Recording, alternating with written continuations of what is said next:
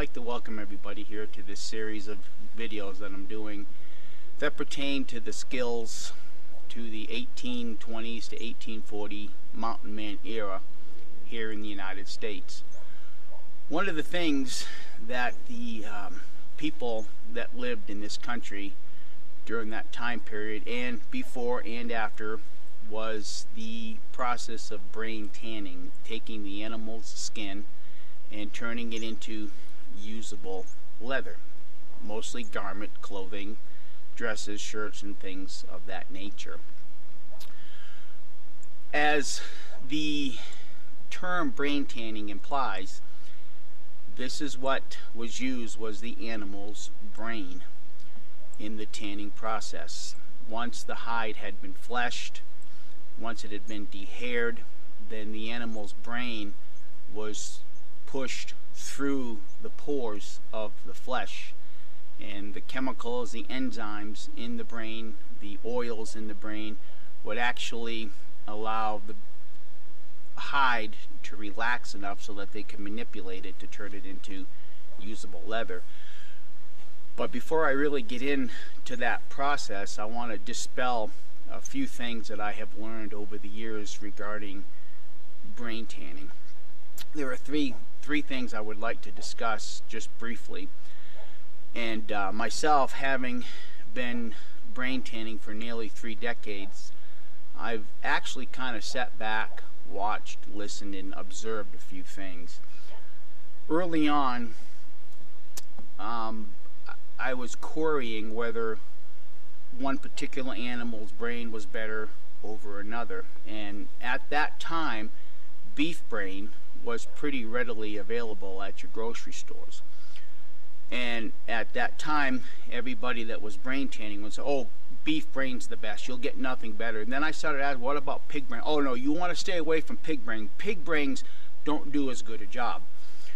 Well, as the mad cow's disease started to spread throughout the United States in particular, everybody brain tanning shied away from beef brain because you could no longer get them. And guess what the #1 best brain is now? You got it, pig brain. So all those years that everybody was talking bad about pig brain, everybody is now using pig brains because it's the best. So those are some of the things that as you learn to brain tan that you really have to take with a grain of salt. As far as I'm concerned, a brain is a brain, is a brain, is a brain. They all have the same chemicals, the same enzymes, and the same oils in them that you need to tan like a deer hide. The other thing that I have observed over the years, and something that I've learned, and I actually prefer to use it myself, is eggs. Chicken eggs, ostrich eggs, whatever eggs you can get a hold of. Eggs have the necessary enzymes, they have the necessary oils, and more importantly, they have albumin in them. And that's what a lot of your professional tanners today use, is this albumin. One thing that I have noticed again over the years while watching and observing is that some of these things appear to be held secretive among us brain tanners. I remember one time wearing this frock for the first time into a buckskinny camp. I came across a gentleman that was actually scraping down a couple of deer hides in camp. Now it looked really nice, looked really cool, really aesthetically pleasing for the period that we tried to portray with the brain tanning. And he was there working his hides, scraping his hides. And I went up and engaged him in a conversation. And one thing that I have noticed over the years is that some of these guys are absolutely afraid to engage another brain tanner in an absolute conversation about techniques, what works best, whether dry scraping, wet scraping works best, scraping stretched on a rack, or scraping stretched over a beam or a log. There is no great secret, but as I engaged him more and more in a conversation, he was letting me know that the only way he does his hides is with brains. And at that point, I had mentioned to him that I had actually tanned. Now, this particular jacket has 4 elk hides in it, and I had to use 4 elk hides because today's hunter is very inept at skinning an animal properly for the purpose of garment material. A lot of guys will use their knives and they'll actually cut the flesh instead of the membrane, and then when you work that hide and scrape it down, wherever the flesh is cut, you will develop a hole at that point, whether it's in the dehairing process or whether it is in the actual stretching of the hide. It will tear where the inside of the flesh is cut. So I had mentioned to him that I had actually tanned this with eggs. Well, immediately I got to, well, you know, eggs ain't the best. You know, I only use the brain because the brain does better, and the brain, and everything that he could say to knock down the process of using eggs was used. So I didn't let it discourage me because I know the mindset of some of these guys. But I found it interesting is during the course of that weekend, he was expecting another buckskin and to bring him some brains into camp so that he could brain tan the deer hides he was working on. Well, as things worked out, the brains were not brought in to camp, and the only other solution that this brain tanner had was to use eggs. And I found it very interesting and very hypocritical that he was going around to different campsites asking for eggs so that he could finish up his brain tanning. And I thought that that was kind of ironic that, you know, here he is bad-mouthing my process, and yet he's using the same process that I use for tanning this particular jacket. So my recommendation is that if you're going to learn how to do brain tanning, I would recommend reading as much material as you can, finding out what works, what doesn't work. There are a lot of different things in the dehairing process that once I get to that portion I will discuss, not in any great length, but just to kind of make it simple and easy for you. But again, my recommendation is to read everything you can and then do some experimenting. Try to work on 4 or 5 different hides if you can, and work with what suits you as a brain tanner the best. If you can attend some of these mountain man rendezvous where there's a brain tanner, don't be afraid to engage him in a conversation, but also keep in mind a lot of the brain tanners like to keep their processes secret, and there is no great secret to brain tanning. It's just a matter of acquiring a decent hide, dehairing it, and putting it in the brain solution or the egg solution, and then the actual tanning process is the smoking process, and I will discuss that when we get to that point. So I hope you're not afraid to tackle this. It is something that could be dirty. There are some smells involved with this that you might have to get used to, but the biggest thing is in the end you'll be proud to wear something that you have actually brain tanned yourself, hopefully had an opportunity to harvest yourself.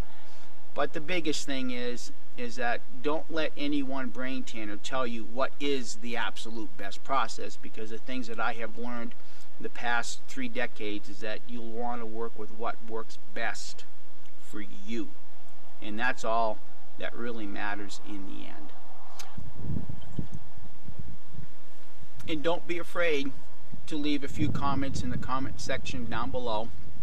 And the only stupid question or the dumb question is the question that's never asked, and that's the only way we can ever learn to be proficient brain tanners. And hopefully that'll be it.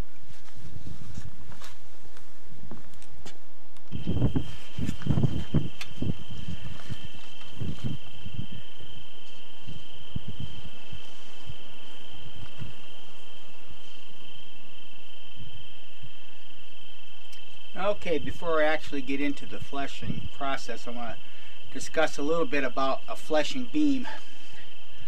Traditionally, a log or something like that was used as a fleshing beam. I like using a nice solid piece of PVC. This is a 6-inch piece of PVC. The reason I like this as opposed to a log is that when you use a log, sometimes you can gouge a log, and when you start fleshing, you can hit that gouge and it can cause you to put a hole in your hide. Whereas something smooth like this piece of PVC can help prevent that. Now, I have to admit, these can get gouged. With the method I use, I actually wet scrape and I use a sharp knife. There's some pros and cons as opposed to using a sharp knife in lieu of a dull knife or something like that. I can control a sharp knife just as well as I can control a dull knife. I like using a sharp knife just simply because part of the process in dehairing is you have to scrape the epidermal layer off of the hide. And for myself, a sharp knife does that a little bit quicker than a dull knife does. But I've just built a little stand that supports the PVC tube, and for me it works really well. Again, this is a knife that I've made to use for scraping. Sometimes I'll use a thin blade knife like an old hickory that has some flex to it, but more often than not I actually forged the scraping tool from a tie rod end off of a Toyota car. It just allows me just good control over the knife when I'm actually scraping. Now, when you are scraping, I do recommend you getting a good pair of rubber gloves, just simply because there are some bacteria involved on the hide in the soaking process. A lot of guys that brain tan will get a 55-gallon drum, fill it full of water, submerge the hide, put in 3 or 4 shovel scoops of ash. The ash produces a lye, which actually speeds up the bacteria process that takes place, that actually eats a little bit of that flesh enough so that the hair will slip. But you still have to scrape everything down. I myself, I just use the 55-gallon drum with water. I don't use any chemicals in it. I just let the hide soak for 5 to 6 days. This particular hide that I'm going to demonstrate, I've had soaking for 6 days already, and you will see that that's adequate enough to scrape, slip the hair. One of the advantages that I like to just soaking it in water is that, admittedly, yeah, the bacteria grows, but as soon as you're done the fleshing process of it, you don't have to neutralize any of the chemical reaction like with a lye. It's been my experience that when you use wood ash, the lye, you have to go back afterwards, do another soaking to neutralize it, and some of the guys that do brain tanning will neutralize it with vinegar. With the way I do it, once the sun dries it, it kills that bacteria that's actually allowing the hair to slip. So I'm going to get things prepared here, and I'll meet you back in just a few moments.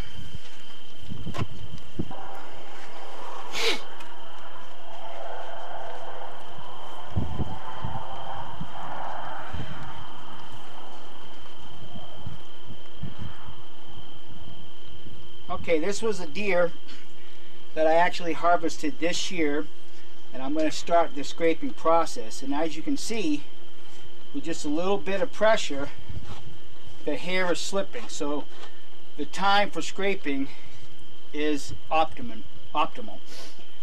What you want to do is you want to be able to scrape hard enough that you can remove the hair and get through the epidermal layer.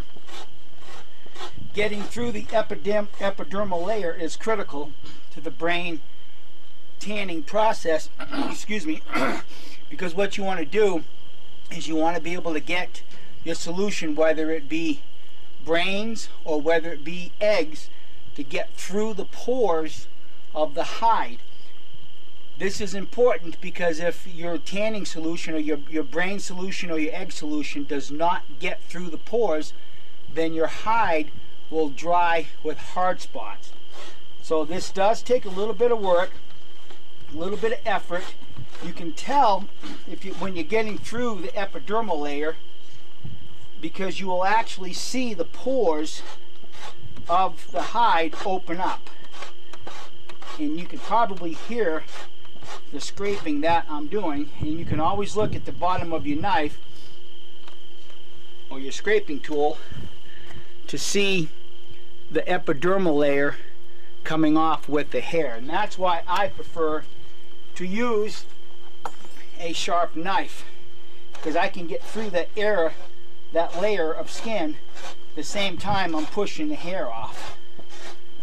Now I like to work in the opposite direction of the hair, because what I learned early on, if you go with the hair, sometimes it's too easy to slip, but if you go against the hair, you can actually see what you're working as you're scraping the epidermal layer off. You don't have to take big long strokes. Just good short strokes will do, as long as you can see you're getting through the epidermal layer. Now what I'm going to do is I'm just going to scrape some hair off, and hopefully the camera will show that underneath the hair there's this grayish colored layer of flesh. That's your epidermal layer. That's what needs to come off this hide. And I'm going to go back and scrape it again, and you can see that that layer is being scraped off the hide. And you can see that that's being left behind on the knife. And that's the purpose of the scraping process. There again, I like doing a wet scrape because there's a lot more give in the hide. Myself, I can control what I do better. What I have learned over the years, when you dry scrape on a stretching rack, sometimes it's relatively easy to puncture a hole into the hide, especially the thinner you get in the scraping process. This way here, the hide stays nice and thick, and there's a lot of give to the hide. Now when I'm working a hide, I like to kind of like work in a little bit of a circle, scrape a little bit, reposition the hide, and go to scraping. And here again, you can see I'm not taking long strokes. I'm just using nice, controlled, short strokes.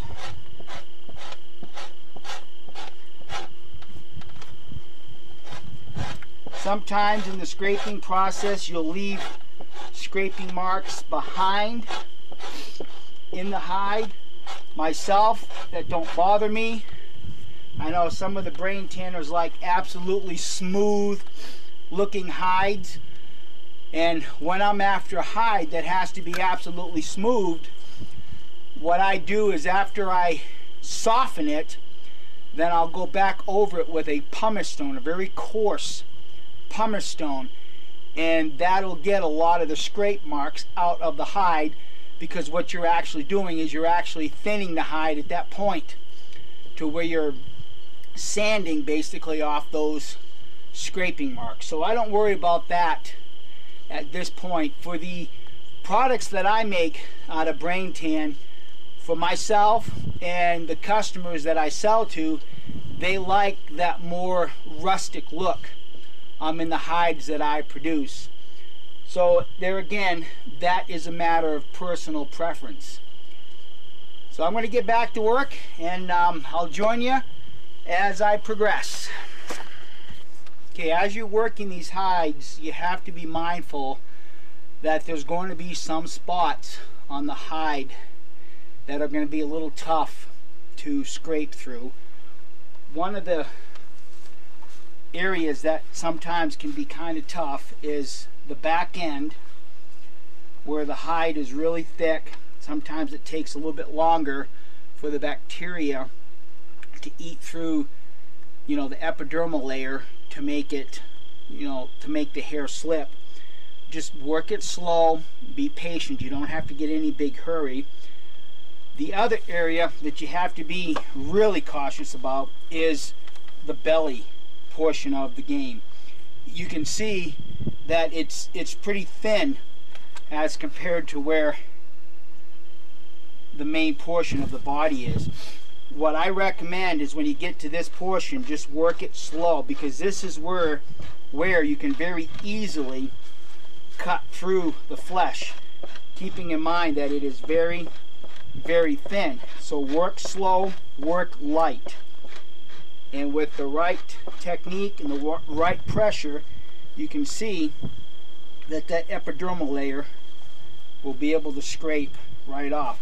Another tough area on these hides is when you come down around to the leg portion of the hide, and that would be this portion right in through here. Now myself, I don't particularly use this leather. I cut it off and then I'll dry it, and since I do some fly tying from time to time, I'll actually save this in my fly tying box, and I'll use this hair for tying flies. So I don't get too carried away about saving every square inch of this hide for brain tanning, because I do use it for other purposes, and that's something, you know, that you might want to consider, because I do know from experience that when you get to this portion of the dehairing process, this is another tough spot on these hides, and since they are thin, they're very easy to cut through them. So I'll see you here again in a little bit. I'm going to get back to work. One of the other reasons why I like using this piece of PVC is because it allows me to get a pair of clamps and clamp that hide right into place as I go to scraping. Sometimes when you're working off of flesh beam or something that you prefer to use, your hide will slip and move on you. This way here, the clamp keeps the hide right where I need it to be so that I can work more efficiently.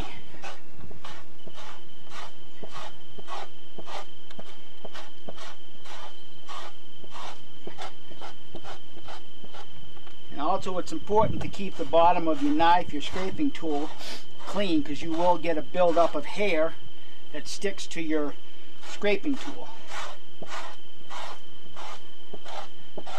And as you can see, I'm not working excessively hard scraping this hair and the epidermal layer off of this deer hide.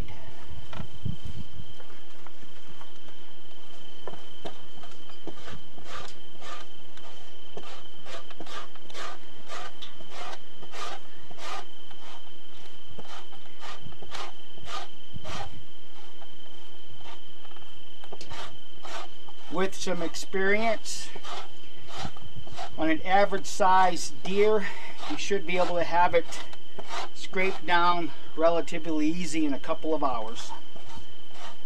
There again, work slow, but work methodically. You don't have to bear down to the point of where you're cutting through the hide, but just scrape it. Scrape down through the epidermal layer. Okay, be back in just a few minutes.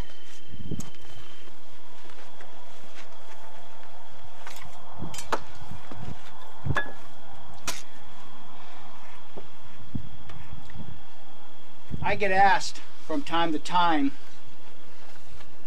how do you go about procuring hides? Well, if you're not a deer hunter or a big game hunter, sometimes that can present a problem. But if you look in your local area, go to a butcher, somebody that processes wild game, because that's a good source to get hides. And a lot of times these meat processing plants will actually peel the hide off of their game, so you end up getting a hide that is really in good condition for, you know, your brain tanning. Sometimes what I've done in the past, when I know that there's a deer hunt going on and I'm unsuccessful in a draw, what I will do is I will go up during the season and talk to the hunters as they come back to camp. If you can locate the camps, talk to the hunters, ask them if they're successful, if they wouldn't mind, and if they're not planning on doing anything with the hide, they wouldn't just mind leaving it in a tree for you or something like that. I know here in New Mexico, the particular hunt that I hunt is only a 7-day hunt. So even if a deer hunter is successful in getting the deer opening day, and he manages to skin it that very day, 5 or 6 days later, that hide is not going to rot to the point to where you cannot use it. I myself have actually scavenged elk hides that have been on the ground for 2 weeks. Now, granted, the nighttime temperatures were cold enough that the fly infestation or the larvae growth was held to a minimum. Yes, the hides will stink.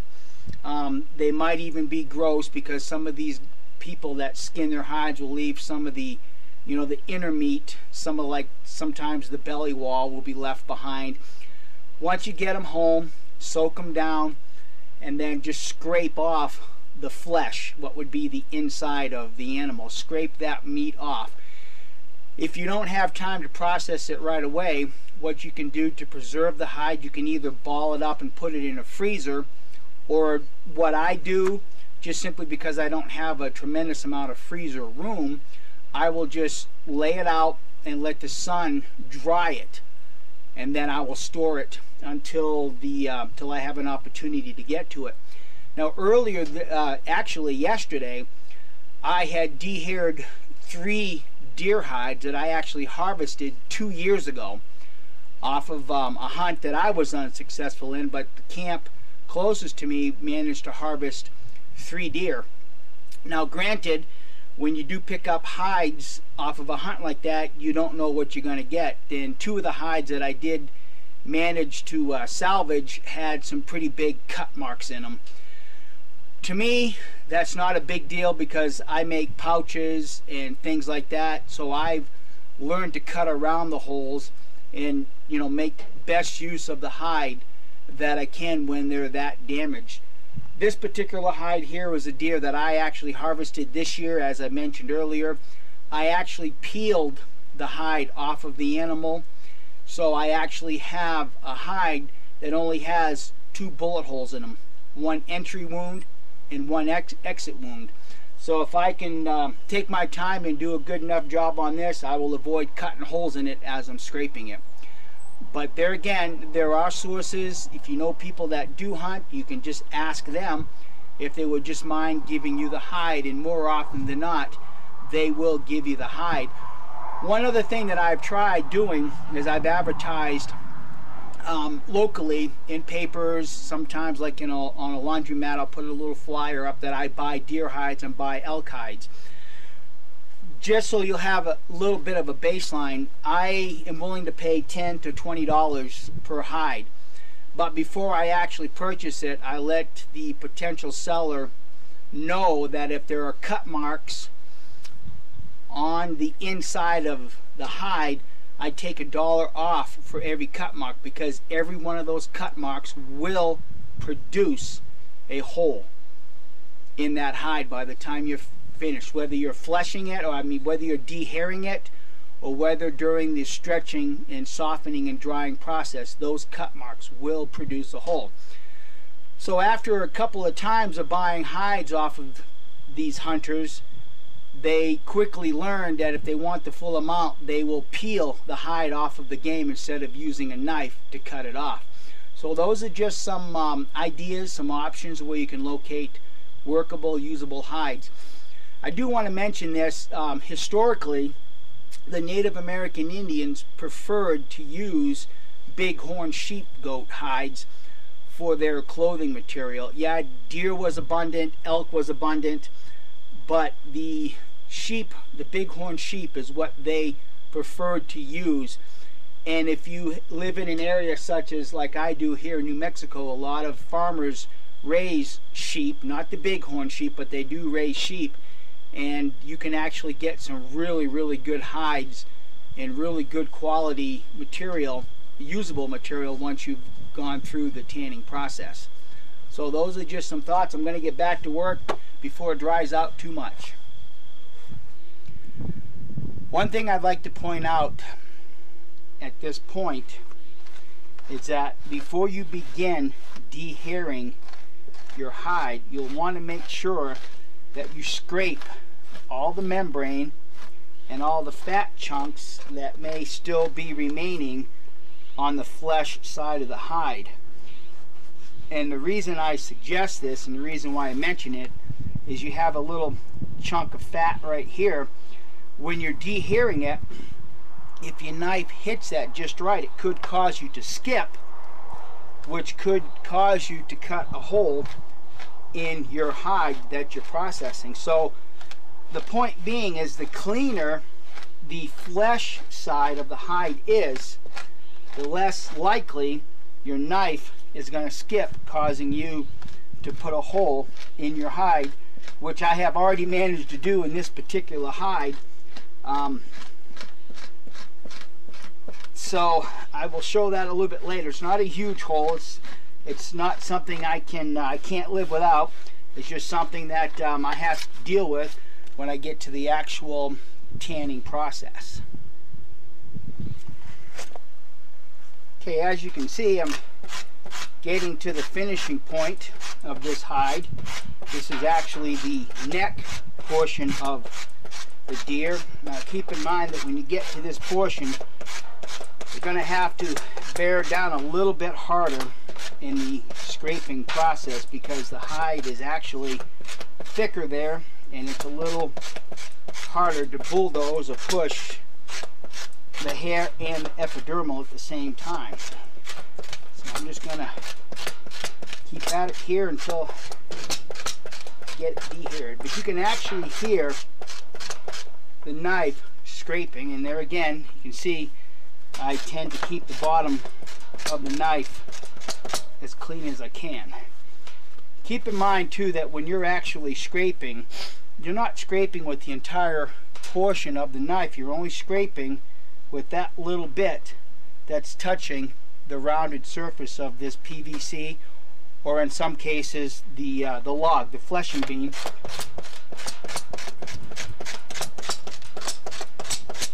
So slow and methodically. And you can see that the hair is slipping along with the epidermal layer. Make an adjustment here, get this on the top side. And as you do this, one thing you kind of want to keep in mind, that when you reposition your hide, you want to just take a moment and kind of lay it out flat if you can.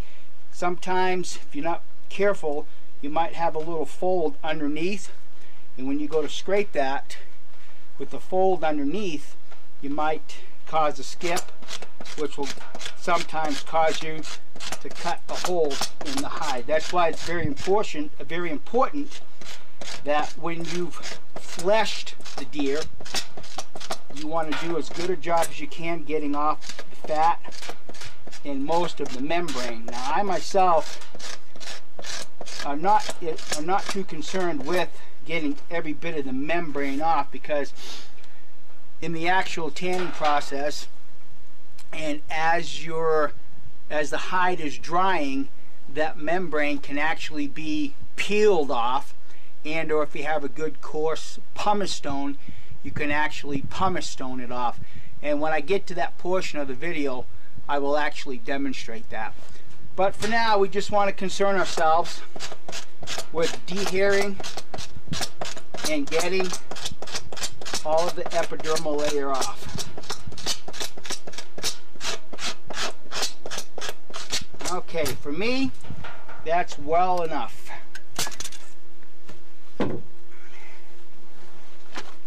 And as you can see, this is one of the original bullet holes. And then somewhere because I didn't clean the belly side as good as I thought I did. I actually slipped and I cut another hole in the hide right here along the belly. And there again, I'm not too concerned with it. I get a little thin in those spots. But before I actually go and stretch, I may even elect to sew those holes up so they don't get any bigger as I'm stretching the hide.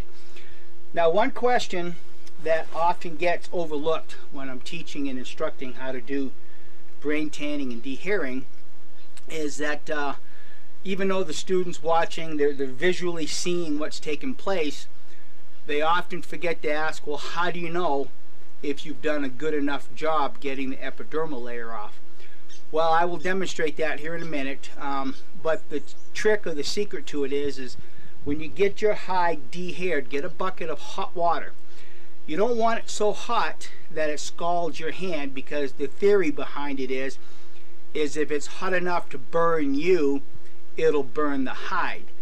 So if you get the water hot enough to where you can actually keep your hand in it, then it's hot enough to submerge the hide. Now what's going to happen is the hide will rehydrate and the epidermal layer will actually puff up. So what I'm going to do is I'm going to excuse myself, go into the house, get a bucket of hot water, and I will demonstrate this. Okay, we've come to the portion where we're going to check and see how well we've done scraping the hide and getting that epidermal layer off. And this is actually a really important part of the process, because if you leave any of the epidermal layer on, your brain matter or the egg solution, which we're going to use in this particular video, will not get through, and you'll end up having a hide that dries with hard spots. So I've had this hide soaking in the bucket of hot water for about 10 minutes now, so let's pull it out and see how we've done on the scraping process.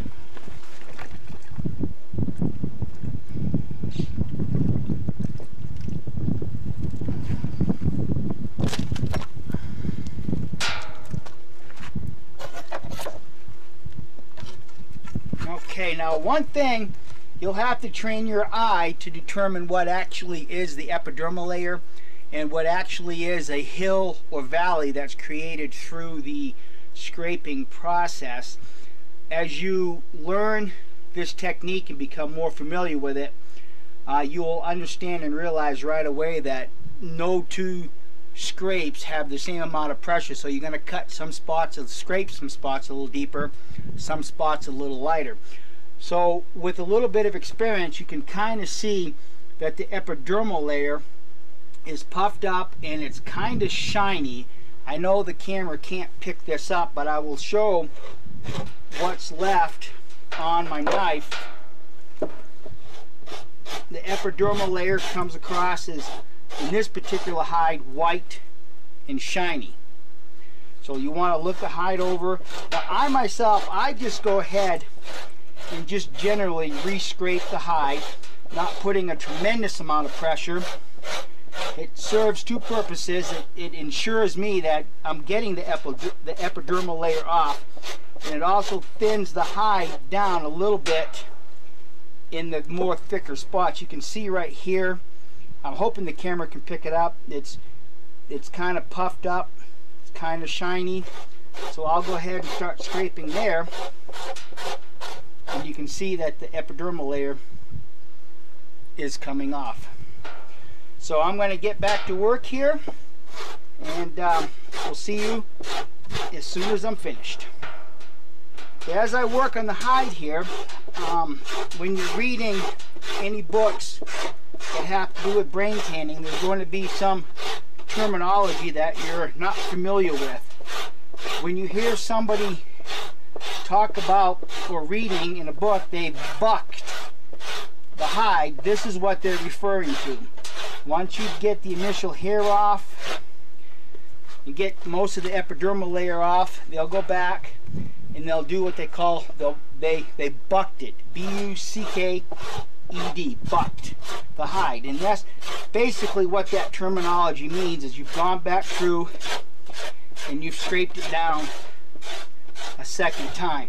And here again, the warm water helps you see where that epidermal layer still needs to come off the hide. Now when you're at this point of the process, you don't have to necessarily scrape very hard, but just scrape enough so that you're getting the rest of that epidermal layer off. And you can hear that I'm actually doing some scraping, keeping the bottom of my knife clean.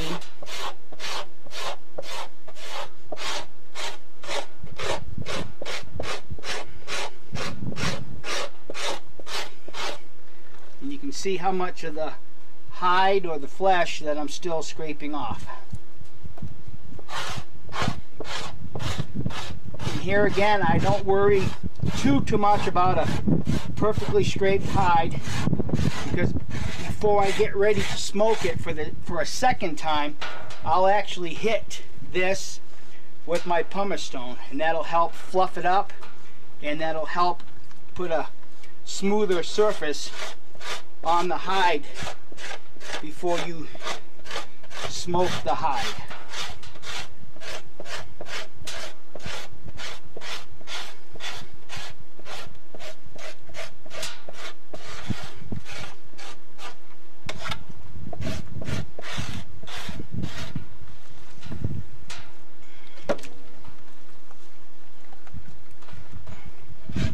I'm going to be a little bit lighter here. This is the belly section, and I know from my original dehairing that I got most of the epidermal layer off.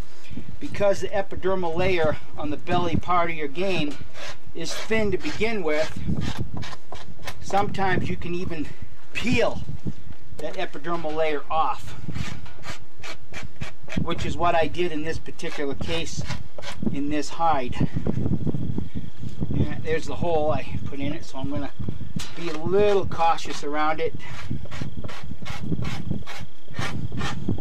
One thing that you might want to keep in mind before you go to scraping is your ground surface. Now I live out here in the southwest desert, so my ground condition is pretty rocky, pretty dirty, pretty sandy, and I don't bother putting a tarp down. But if you put a tarp down, then as you're dehairing your hide and as your hide drapes over your fleshing beam, you won't be picking up the debris off the ground. And trust me, rocks and dirt will stick to the belly side of this, and that's another area that you do need to be cautious of, because if you pick up a piece of rock, a piece of gravel on the flesh side and you go to scrape it, that again could cause you to chatter, which will, you know, eventually put a hole in your hide. I'm going to keep at it here, and we'll see you back in just a little bit. Okay, we've come to the portion to where this deer hide has been completely dehaired and the epidermal layer has been scraped off again through the bucking process. So you might be wondering, well, where do we go from here? Well, what I like to do myself is I like to completely dry the hide out. I'll put it on my stretching rack and let it dry for a couple of days, and you'll actually end up with what we call as a piece of raw hide. Now what you decide to do with the raw hide, that's up to you. Some guys like to re-wet these, put them on some sort of form, maybe make a quiver for arrows. Some guys like to take the raw hide and make parfleche. Some guys like to take the raw hide, make drums out of it, even line knife sheaths with it. So what you decide to do with the raw hide is really up to your own imagination. So that's what I'm going to do with this hide that I finished dehairing, finished getting the epidermal layer off. I'm going to put it on my stretching rack and let it dry for a couple days. And the main purpose for doing this is that when you decide to put it in your brain solution or the egg solution, which will be done with this particular hide, is so that when it rehydrates, it picks up nothing but the tanning solution or the curing solution that you elect to use. So that's the reason why I choose to dry these completely. So we'll see you when we get ready for that part of the video. Thank you for watching. everybody. Well, we've come to the portion of the tape here. We're going to talk about the actually breaking of the hide. We demonstrated earlier dehairing it, bucking it, getting through the epidermal layer. And just to clarify, even though I may use the terminology brain tanning, I want everybody to understand that I'm actually using eggs instead of the actual animal's brain. If you do elect to use the brain, guys, get a blender from a second-hand store. Do not use your wife's blender. One of the things when it comes to actually brain tanning and using the animal's brain, it's recommended that you cook the brain to kill any bacteria. Once the brain has been cooked, you'll want to put it in a blender and hit frappe and get it really liquefied, and then don't throw away the water that the brain was actually cooked in, because that water will contain some of the enzymes that you'll need to push all of your brain matter and those enzymes through the hide. So as I use the terminology brain tanning, keep in mind that I'm actually doing this and demonstrating that you'll get just as high a quality hide when you're finished by using eggs.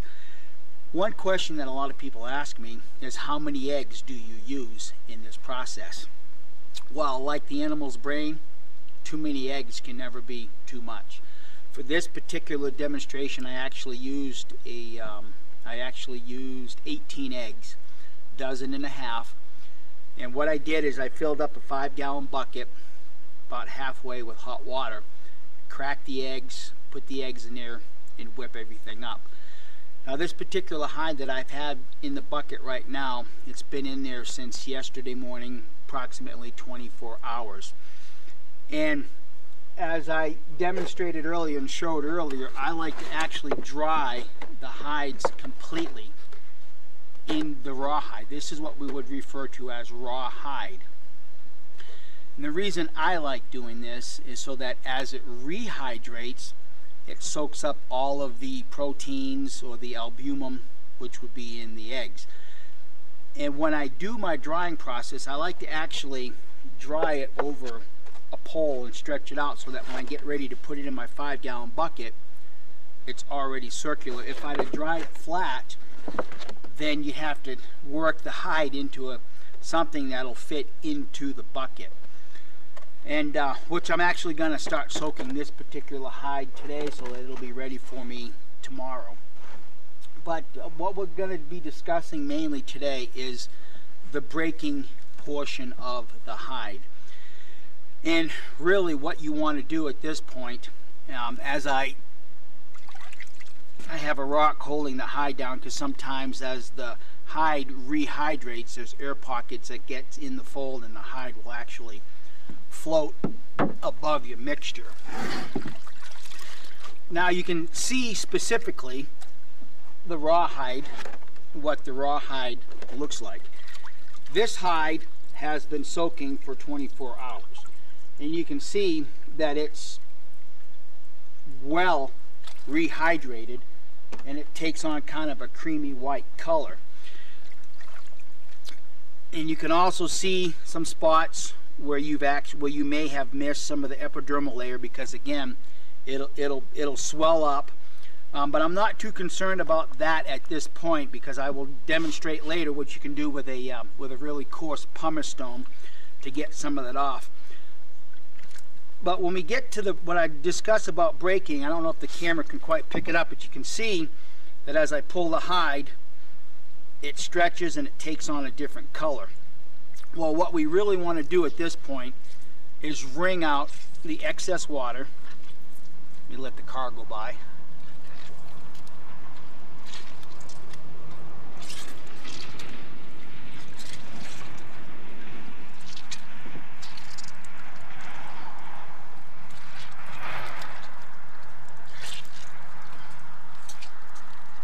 We'll wring out this excess water, or the brain solution or the egg solution, get it back into the bucket,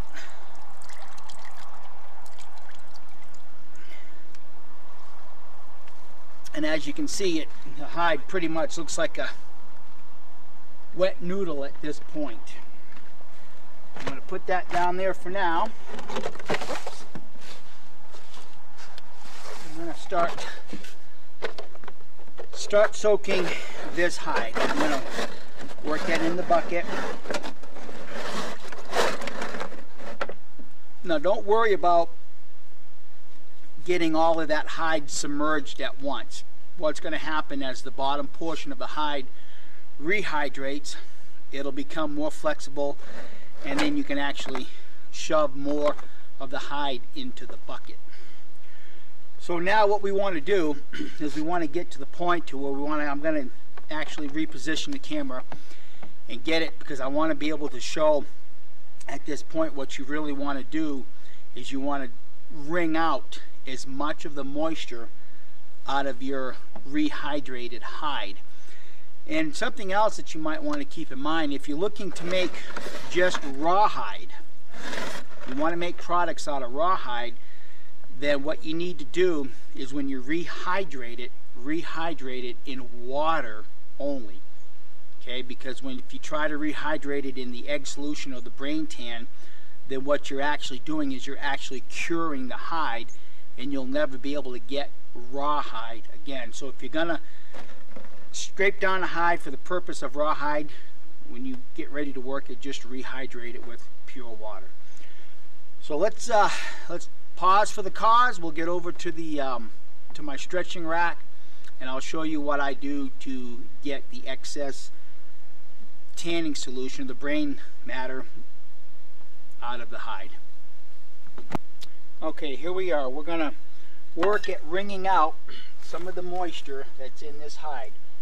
Just put it over a beam or something that you can actually start wringing the moisture out of this hide, because it'll help in the drying process when you put it in the sun. Now, I myself have somewhat of a tough time because I've got arthritis in my hands, so doing this is, for me, a difficult process, because I just don't have a lot of the hand strength I need to get the excess moisture out. What you can do in that case,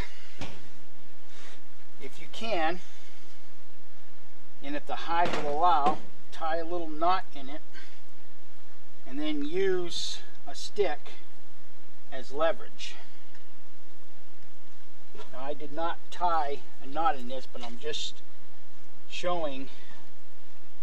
demonstrating how you can use a stick or something for the added leverage to get that hide. So get it balled up and then just pull on it.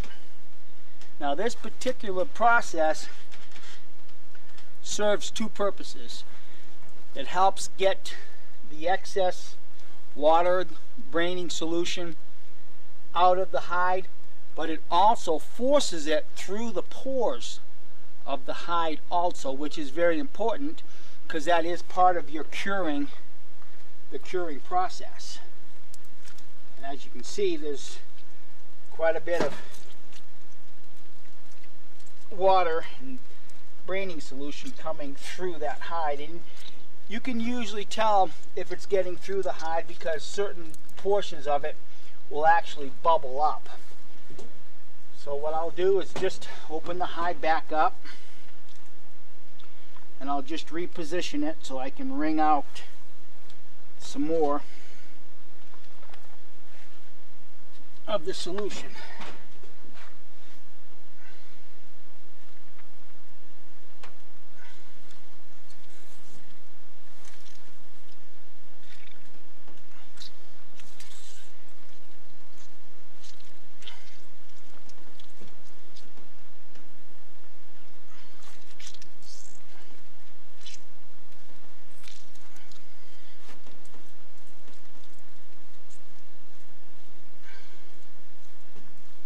The arthritis, I'll be paying for this tomorrow, I guarantee you,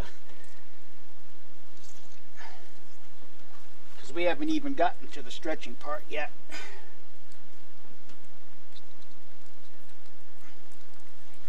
But that's the idea. Just keep wringing it until you get about 90% of the moisture We're expecting about a 70 to 75 degree day today here in New Mexico, which is really an ideal temperature for doing this, because as you're stretching the hide, you're not getting overly hot because of an 80 or 90 degree day.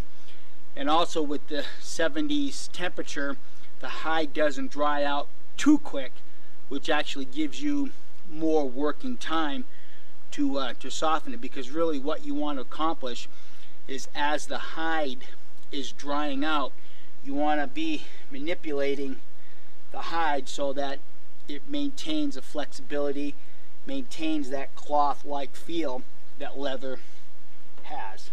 So I'm going to shut the camera off. I'm going to keep working a little bit at getting some of the moisture out of here, and then basically what I'll do is I'll just pull the hide flat as much as I can, and then I'll lay it. Well, I'd like using my car hood because it's flat, and it just, the sun beats on the hood and it helps draw that moisture out. But here again, you can hang it on a pole just somewhere in the sun, because like hanging clothes on a clothesline, you want the sun to start drying. And you'll know when you've reached the proper point, because the hide will kind of get like a little bit of a green hue to it. You don't want to dry it too much, because then you'll have to rehydrate it. But that's another part of the process, that because I do have arthritis, I will actually get it to the point to where the hide is workable, flexible, not 100% dry, but dry enough so that I'll actually smoke it. And the smoking process actually makes breaking it the second time a whole lot easier, because now you've actually tanned the hide by using the tannins that are released through the wood smoke. But I'll explain that a little more in depth when I get to that point. So I'm going to get back to work here, get most of this wrung out, and we will see you when the hide is to the point of where we can actually start breaking it down. Okay, now we've come to the portion where we want to actually start stretching the hide and actually breaking the hide. Now there's still quite a bit of moisture left in this hide, but I just kind of want to demonstrate this. You can, hopefully you can kind of see what I meant about the green hue. And actually the thinner portions of the hide have actually dried a little bit too much. If you can hear the crinkle, it sounds like paper. That's actually too dry, which is okay, because I plan on rehydrating or re-soaking this hide after I smoke it. But what I want to demonstrate here, and particularly in this point, what you want to be looking for when you go to break it is working it. And I actually use a semi-sharp post. This is actually just a 2x4, cut at an angle like this and kind of round it and soften it a little bit, because if it's too sharp, put too much pressure, you can actually poke a hole through the hide. But what you want to do is just keep working the hide, stretching it, and you'll see the hide change colors. It goes from that kind of a green hue to a lighter color, and in fact by the time we get done completely, it'll almost be white. So just kind of work the hide, stretch the hide. You don't have to put a ton of pressure on it, just enough to break open the pores. And you want to keep working this like this until the hide is dry.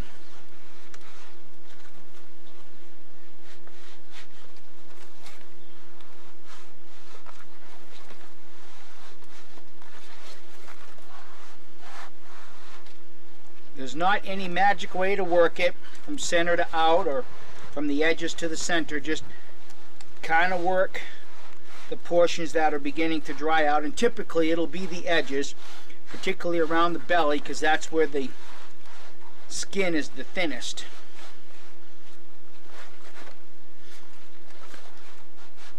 Just kind of work that back and forth until you get it all broke.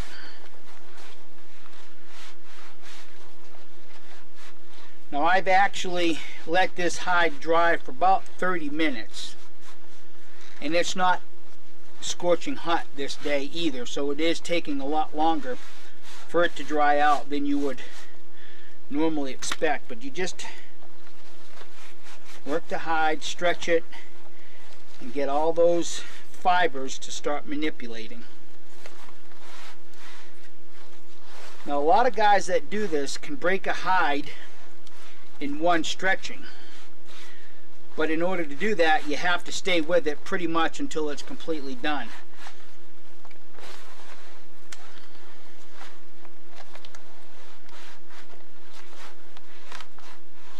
And here we're coming to that really dry spot, so you can kind of hear the crinkling of the paper. But like I said, that's okay, because what I'll do is I will actually break the hide to the point where I'm actually going to smoke it, and then get the tannins that are absorbed into the hide back into the solution, and then I'll work that tannin through the hide as it's rehydrating, which I will demonstrate a little further on in the video. But for now, I'm just concerned with getting the pores opened up and start the fibers moving.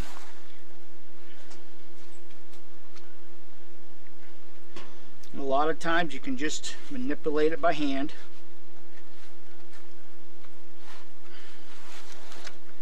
I'm not using a tremendous amount of pressure. With the right amount of moisture, the hide will move. The fibers will work back and forth and stretch and pull.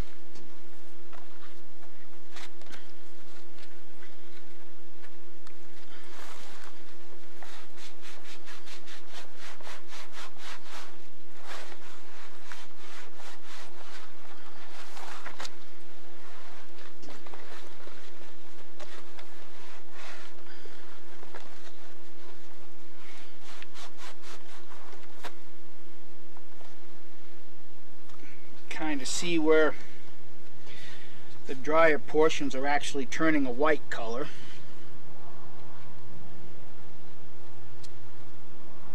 And I'm just stretching it and working it all back and forth.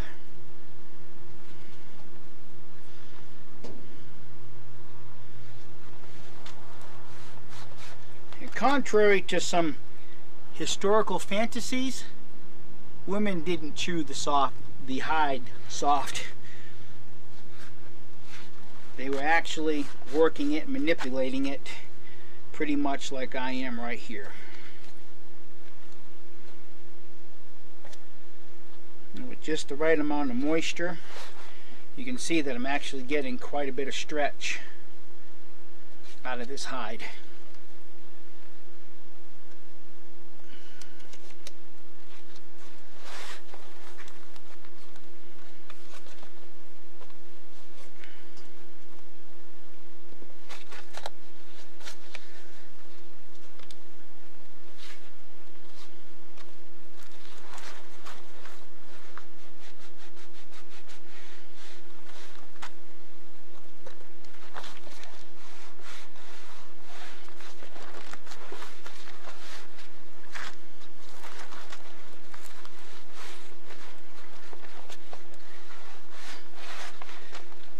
And one thing you'll notice as you're working the hide, especially when you get up around to the neck, the skin is very thick up in that portion, so it'll take a little bit of effort, a little bit of work to break that, to get it broke. But you will. A little bit of work, a little bit of patience. The hide will turn out very soft and very supple. You'll end up with a very nice piece of buckskin. So I'm going to keep working at this, and I'll see you as soon as I get ready to smoke the hide.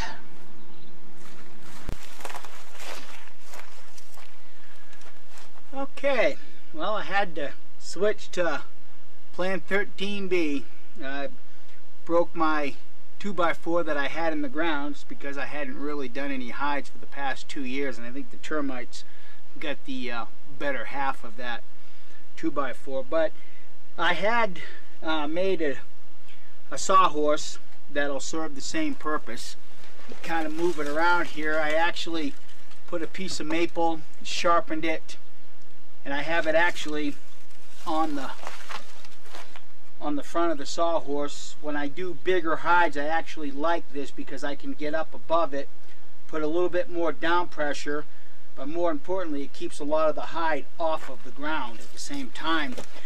But what I'm doing here is I'm just going to demonstrate that even with a sawhorse, you can still manage to stretch your hide as it's drying. You can work it off the end of the sawhorse like this.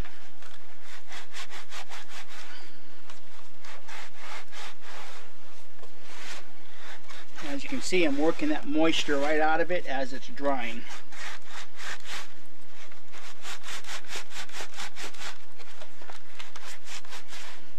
Some guys like to do what they call cabling, and what the cabling actually is it's nothing more than putting a rope between two poles, pulling the rope tight, and then stretching the hide, pretty much similar to what I'm doing here, only over a cable, a rope that's above your head that allows you to use some downward pressure to manipulate the hide and the fibers as the hide is drying. And this one's actually drying pretty nice, but there again, I'm not too overly concerned at this point of getting it very dry and very soft, because I plan on smoking the hide and then re-immersing it back into the brain solution. And I'll just talk about that a little bit as I work the hide. The reason I do that is because the smoking, as I mentioned earlier, actually releases the tannins that are in the wood. Now, if you're not quite sure what the tannin is, if you've actually gone into the woods and picked up an acorn nut off of an acorn tree and bite into that very bitter taste, that's the tannin. Now granted, none of us, as a rule of thumb, don't burn acorn seeds to get the tannin, but just the bark, the wood, will release the tannins that are naturally in the wood as the wood is burning off. And it's that tannin that works its way into the pores of the hide during the smoking process. Now traditionally, a lot of your coloring of the hides was done also through the smoking process. The longer you leave the hide over your smoke, the more color you're going to get into your hide. Now, one question I get asked a lot is, what wood is better for smoking? Well, I like to do my initial smoking with oak, just simply because oak seems to have a lot more tannin in it than some of the other woods. But if you don't have oak available, any wood will do. I particularly don't like using any woods that have a lot of sap in them, like your pines, woods like that. But if you're going to color a hide, a lot of the guys that do brain tanning actually like cottonwood because it gets a really nice good color on the hide once you're finished. But one of the reasons why I like to smoke my hide at this point and then re-immerse it into the braining solution is because when you smoke it, your hide has the tannins on it, and then when you put it back in your brain solution, those tannins can be worked through the hide a little bit easier, and in my opinion, you actually get a better looking end product. And one reason you have to smoke the hide is because at this point, if you get it soft and supple, like right in through here, this gets wet again, it'll dry with hard spots. The tannins, and which is actually the true tanning portion of brain tanning, will prevent the hide from drying hard if water is reintroduced into it. So the smoking process is a very important part of the step. So that's what I do, is I get it to this point, then I'll smoke it, and then I'll re-immerse it, and I'll actually work the hide a little bit in the brain solution to help push the tannin that is released back into your bucket of brain solution, or the eggs in this case, and that tannin will actually go through the fibers. Typically I only smoke it for maybe 2-3 hours, and then I'll go ahead and submerge it, maybe even overnight, let it get good and rehydrated again, and then I'll go back to work on it the following day.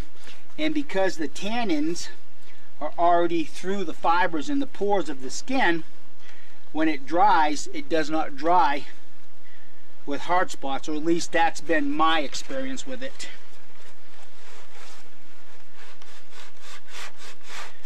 So even though there's still quite a bit of moisture left in this hide, right now I can actually start smoking this hide at any point. So I guess I'm gonna pause here and go build me a fire. Okay, I just want to show real simply, real quickly, how I choose to smoke my hides. It's not a real traditional way. All I have is a 55-gallon drum with a stovepipe that goes into the drum so that all my smoke empties into the drum. That way there, my hide stays away from the source of the fire. I actually have a collapsible wood stove on the other end of this stovepipe, so my fire's over there. My stovepipe is probably anywhere from 12 to 15 foot long, so that way there, my flame, or not the flame, but the smoke remains cold. The terminology when it comes to brain tanning, you'll hear sometimes a cold fire. Well, it's not really any such thing as a cold fire, but basically what a cold fire refers to is that there's a lot of smoke, a lot of smoldering. But the problem is, unless you're sitting with that source of fire, it could flare up, and if you're not careful and watching, you could end up burning your hide. So that's why I elect to do this. I keep my fire away from the hide, and I pipe the smoke to the barrel. So I'm going to go ahead and get the fire going, and we'll talk again in just a few minutes. Okay, as you can see, this is the source of my fire. You can also see that my hide is a long ways away from the heat source.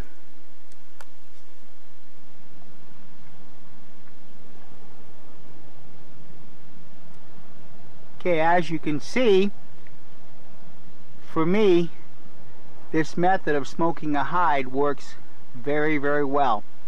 There's plenty of smoke coming out of the barrel, and I don't have to sit here and watch the fire and make sure that there's not any flare-ups.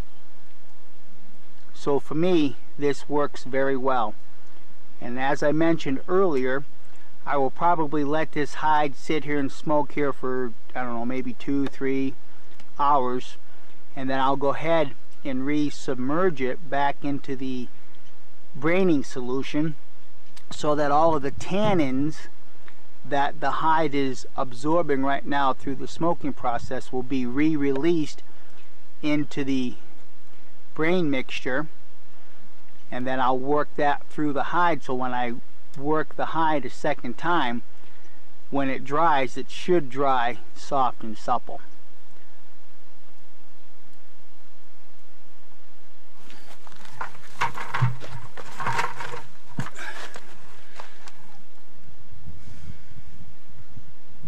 Okay, so as the hide is smoking here, I want to talk a little bit about a terminology that you might run across if you decide to do any extra research into brain tanning. One of the terminologies that you'll hear is you want to smoke with real punky wood. And basically all that is just rotten wood. If you live in an area that has cottonwood trees, if you have some old growth cottonwood trees, or the cottonwood tree is dead, if you peel the bark, in the inner bark you can peel that away, and that is a really good source of smoke. In fact, I have some cottonwood inner bark over here. I'll just get that real quick and show you.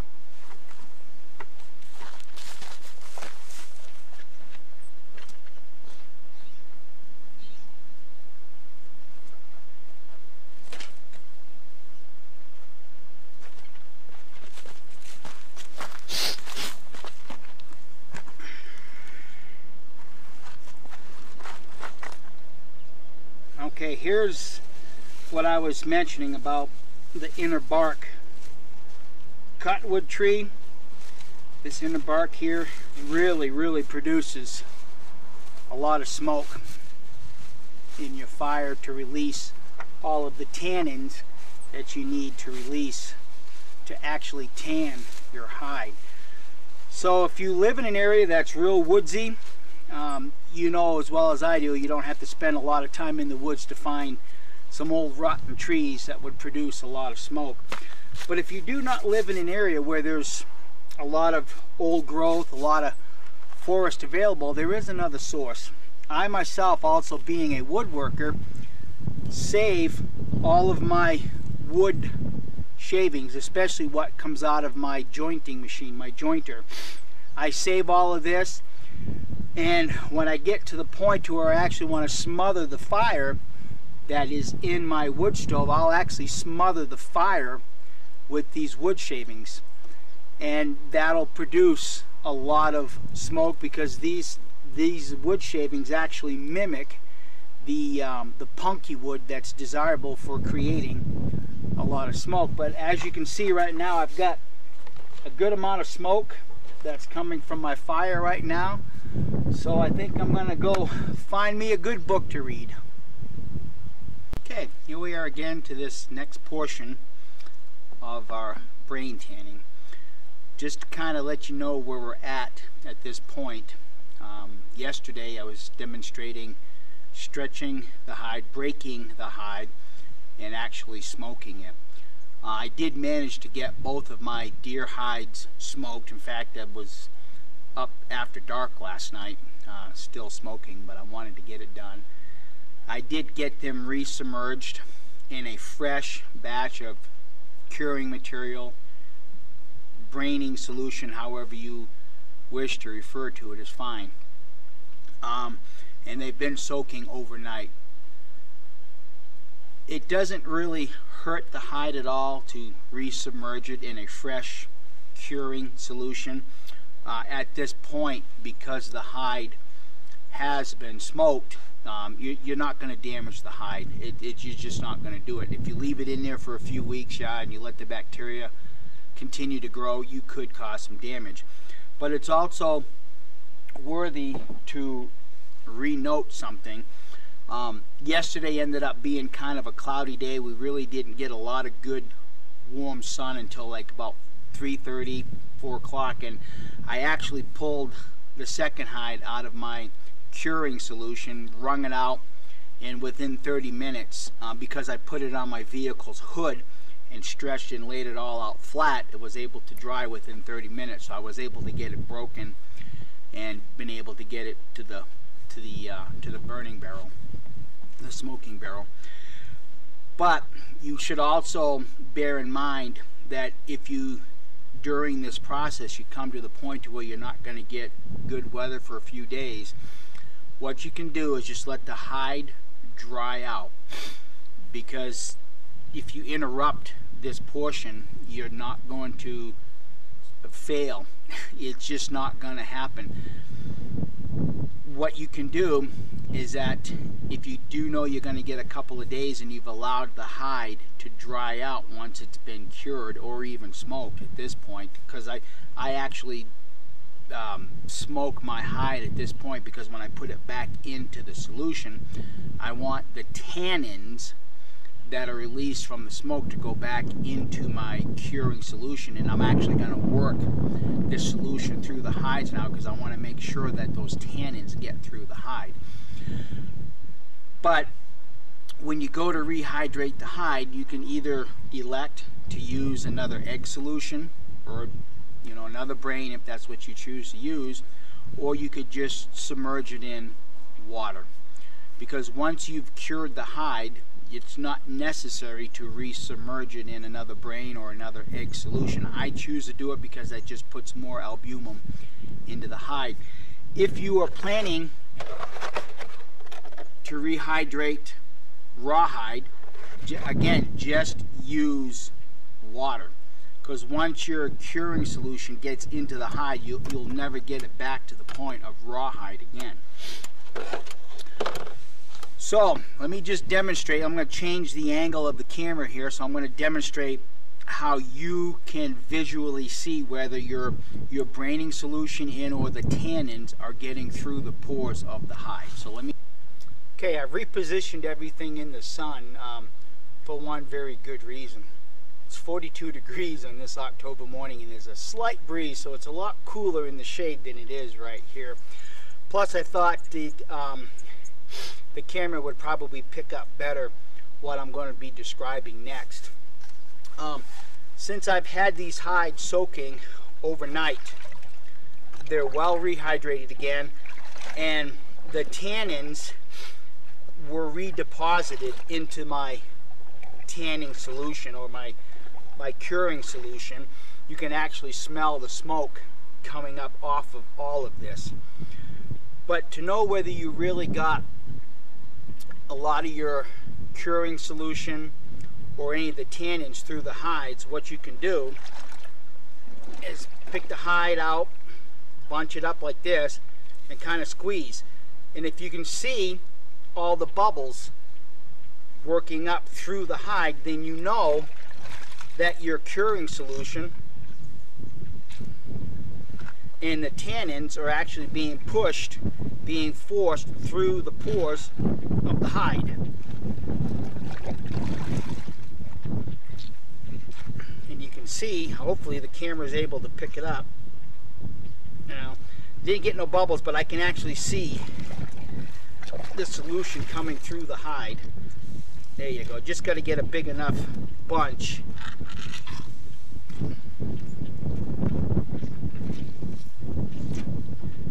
And also, another thing that you can be looking for while you're doing this is to see if yet there's any epidermis left on the top side of the hide, which would be the hair side. So I'm going to just sit here and work in this cold water while I, and you can also take and twist it, because that twisting forces the tannins from the smoking, and also your brine or your curing solution, whether that be eggs again or whether that actually be a brain, will actually push everything through the hide. Now I'm going to be doing something different. I've been brain tanning for nearly 20 years now, and one thing that I've never done as a brain tanner is I've never dyed a brain tan hide. And on the deer that I harvested this year, which one of these hides is from that deer, I'm actually going to dye it. I've got some walnut dye. Now, it's not really a walnut dye that's factory produced. What I did is I went down to the health food store and I got some black walnut hull powder, and it's just basically a brown powder, and I'm going to be putting that in a container using salt as an emulsifier, and I'm going to actually be making my own dye.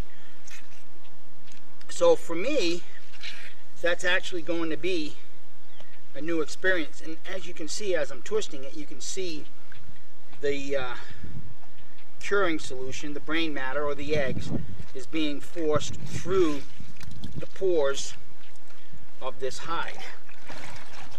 And one thing I do want to mention, why smoking the hide is a very important step, very important process, is if you spend all your time softening up the hide and you get this really nice, soft, supple piece of leather, which is going to be white, by the way,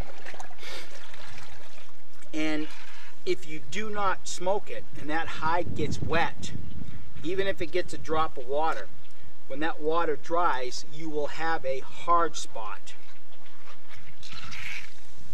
on that hide. So the smoking process is very important because of the tannins that are released through the smoking process. If that hide gets wet after you smoke it, it just takes very, very little effort to soften it back up. If you remember, during the first part of this video, I had an elk skin jacket on, and the very first time I wore that to a rendezvous, yeah, you guessed it, it rained. And it didn't get soaked through and through, but it got wet enough that you could tell that the jacket was wet. And I actually continued to wear that jacket until it dried, and I never even really had to pull at it or even re-stretch it, because it just dried soft and it dried supple, and just my moving around in it let it remain soft. And one way that you can maybe illustrate this, if you've ever taken a pair of denim jeans out of the dryer and you first put them on, you begin to think, man, have I put on any weight? Because your jeans will shrink just a little bit. But just through the normal wearing, the jean fibers relax, they kind of stretch back out, and then they become a better fitting pair of clothing. Well, the brain tan hide will do the same thing. Once you smoke it, it gets wet. It just takes just a minimal amount of pressure to soften it back up. Whereas if it's in the white, just cured and it gets wet, you'll have to re-stretch it and make it soft again. So the smoking process is a very important step, and if I mentioned it earlier, what the smoking does is that's actually the tanning process. Up until the smoking, it's just a curing process. And just to reiterate some things I mentioned the other day, I like using oak because naturally oak wood, the bark, the inner bark has a lot of natural tannins in it, and that's what is being released through the smoking process. Now, a lot of the guys that do brain tanning like to smoke their hides with cottonwood because they get a much darker color with the smoke that's produced through cottonwood. But I myself, living here in New Mexico, I've used juniper and gotten some very, very good results. Very pleased with the results. I like the color that was produced with the cedar or juniper. But there again, it doesn't matter. The longer you leave the hide smoking, you know, the more color it's going to take. Yeah, I'm getting really good movement through the hide here. I don't see any of the epidermal layer left on this hide at all. So I'm going to quit yakking at you, and I'm going to go to just working these two hides for a while. I might sit here for another 45 minutes just doing this because I want to make really sure that the tannins that have been redeposited into my solution really gets through the hide. And just to bear in mind another point, read what you can about brain tanning, because this is not the absolute way to do this. This works for me. Some guys will break the hide, soften it in one day, and smoke it the next day, and then just leave the hide with whatever color comes from their, you know, smoking, whether they choose the barrel, whether they build a little teepee and wrap the hide around it and direct the smoke inside. However you choose to do it, just read what you can, educate yourself about this whole process, and then try to procure a couple of hides and just experiment. See what works best for you. You know, having the experience that I have over, you know, 20 years of doing this, this just works best for me.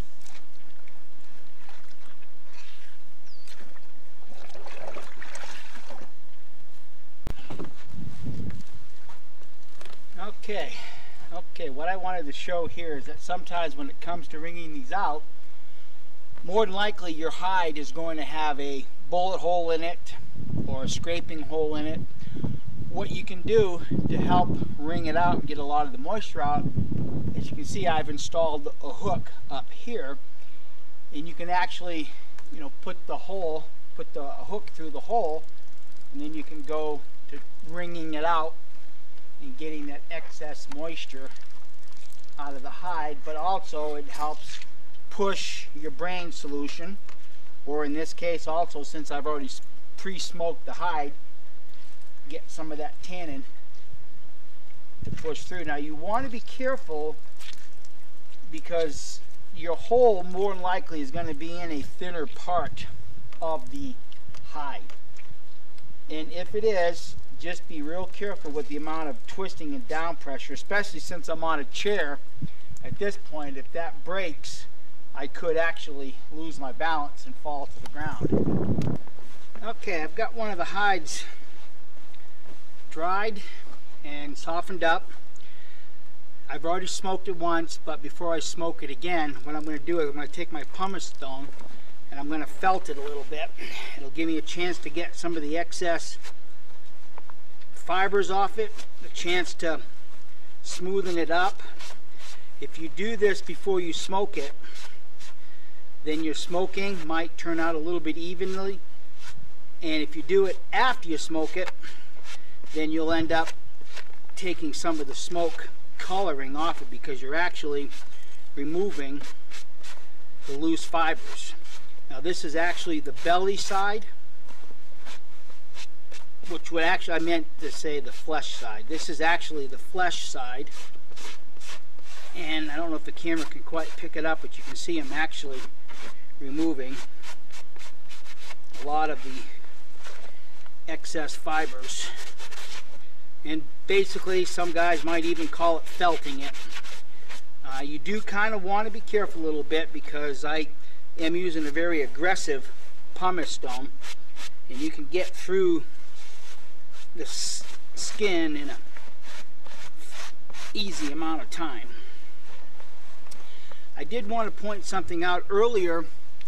First part of the video I talked about skinning techniques, and I talked about some of the knife marks that these hunters will put on the hide, and then I mentioned they will tear through. Now, as you, I don't know if the camera can quite pick them up, but you can see all of these darker lines. These are caused from people using knives and actually cutting the flesh instead of the membrane. And as you can see right here, right in the middle of one, when I stretched it, it tore through. And I had mentioned that they will tear through. Got another big tear right here, and here again you can see the knife marks. They will tear through. So if you end up going to a butcher, meat processing plant, ask them to peel the hide as opposed to using a knife, because if they use a knife and they accidentally cut it, you will end up putting holes there.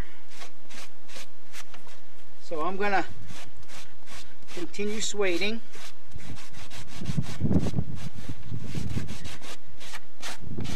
I actually do have the other hide dyed. I set it out to dry, and kind of got busy doing something else and it dried a little hard and wrinkly, so I have it in my braining solution, once again rehydrating. I don't know if I'll actually have time to get to it this afternoon yet or not. I may have to just let it sit again overnight. It's getting a little late in the afternoon and I don't know if I have enough time left to get it out of the solution and dry and stretched. So I may just have to save that one until tomorrow. Also, when you're swading it, this is a good time there. Again, I don't know if the camera can kind of pick it up. As you can see, there's a couple little light spots right in through here, right in through here. That's where the epidermal layer is still on the hide. Even though the hide is soft at this point, you can elect to leave it on, or you could elect to take your pumice stone and scratch it all away.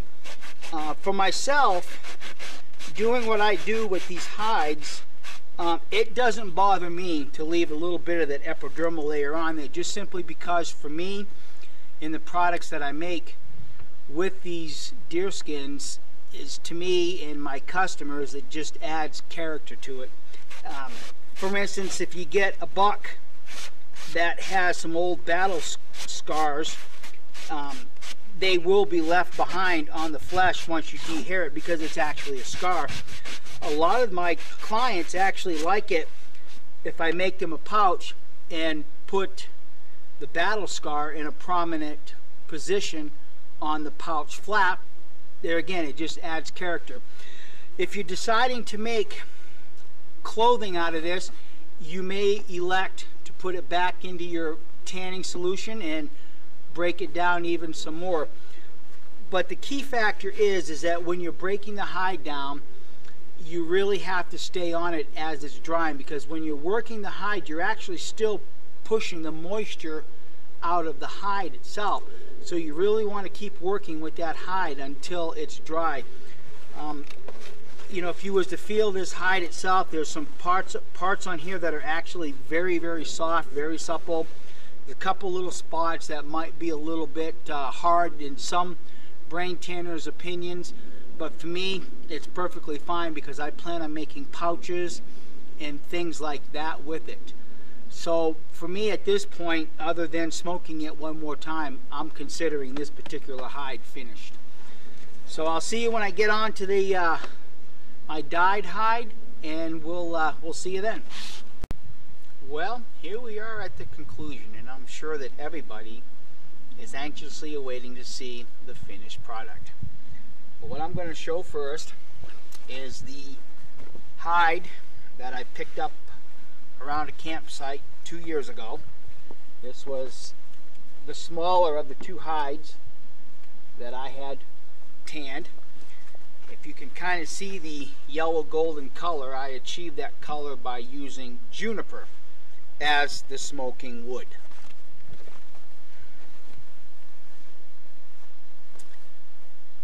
So from this piece of hide I can get many pouches of different sizes, different shapes.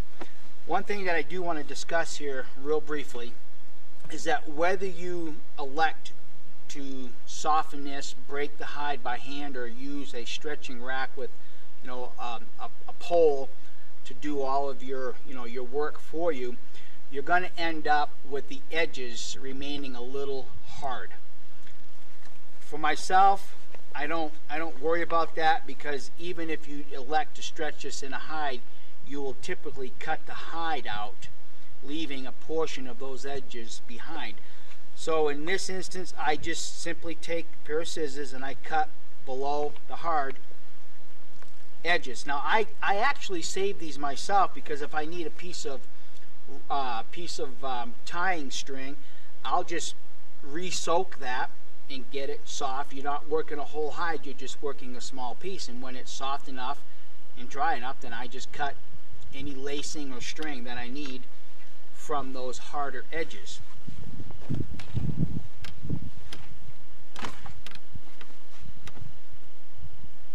Okay, now we're going to come to the deer hide that I harvested this past season. This is the hide that I tried my little experiment on dyeing with walnut powder. It did not turn out like I had expected. It was very, very splotchy, so I actually took my pumice stone and I actually got all of the coloring out. This one here I actually smoked with a combination of cottonwood and juniper, and as you can see, I got a very actually I hope you can see I got a very different coloration through the hide.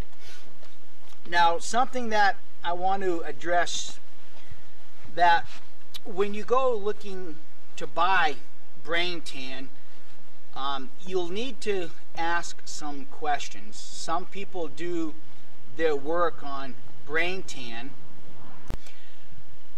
I don't think that these people are purposely deceiving the buying public. It's just that it's something that they just don't think about saying.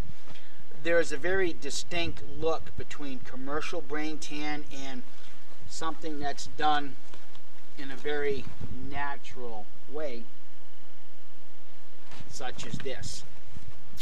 One of the easiest ways of telling whether it's commercial brain tan or brain tan done in the more traditional way is look how evenly colored the material is. When you do a smoking job like I do, you can tell that it's not very evenly colored. Will the commercial brain tan serve the same purpose as traditionally done brain tan? Absolutely. But for those of us that really want to stick true to tradition, those are some questions that you may want to ask.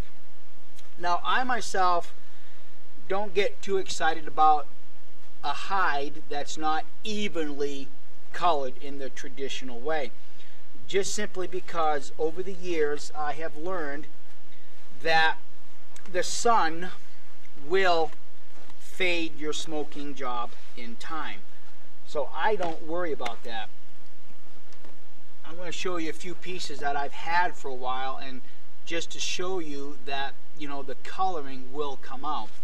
I've already showed the elk skin jacket that I've done. Now, when I originally smoked this, I had produced on it the darker colors, so you can kind of get an idea that, you know, wearing these items outside in the sun, they will fade.